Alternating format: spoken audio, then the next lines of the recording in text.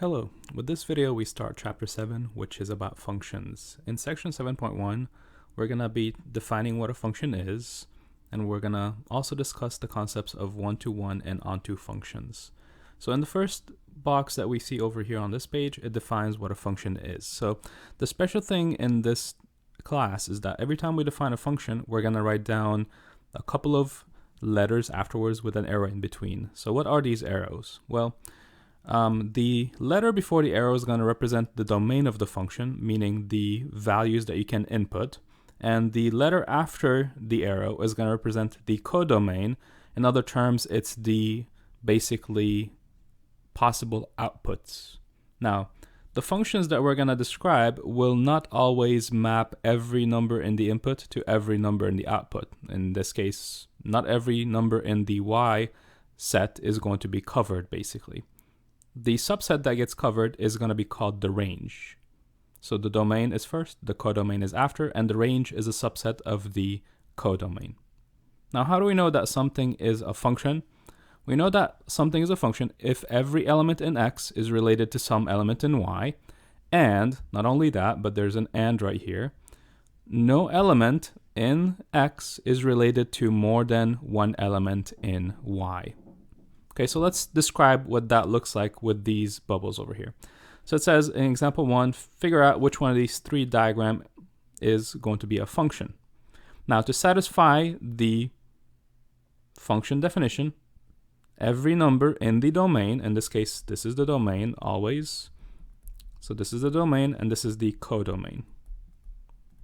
So to be called a function, your domain has to have an arrow leaving every number in there. So the first problem, unfortunately, B does not have an arrow. So this diagram does not represent a function. So this is not a function.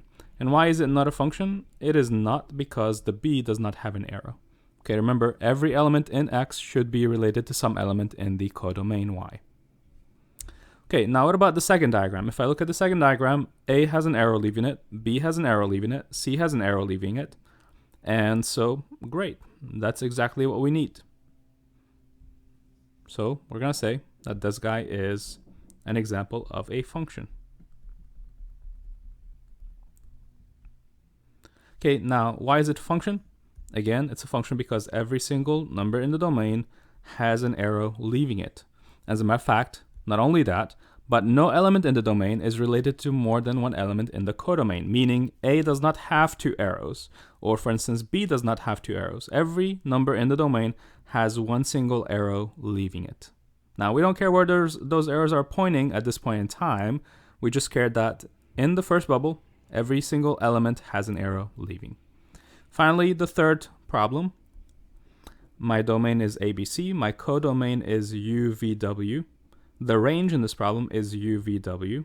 It's identical to the codomain. Unfortunately, though, this is not a function again. And again, why is it not a function? Not a function in this case because of the letter B. So the letter B in this problem has an issue.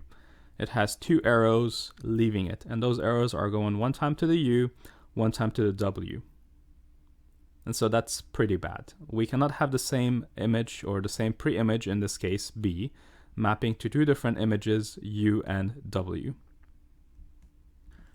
So you heard me use the words pre-image and image. What am I talking about? The numbers in the domain are typically called the pre-images. Okay, so that's what's written over here. And the numbers that are listed over here that have an arrow next to them are going to be called the images. So in this problem, the images are U, V, W. In the middle one, the images are U and W. The pre-images are A, B, and C. Unfortunately, though, this one does not cover V. So in this case, the range is going to be only U and W. However, the codomain is U, V, and W, all the possible options. Now, Theorem 7.1.1 describes how we can determine whether two functions are equal or not. Now, it's very important that you kind of pay attention to this definition.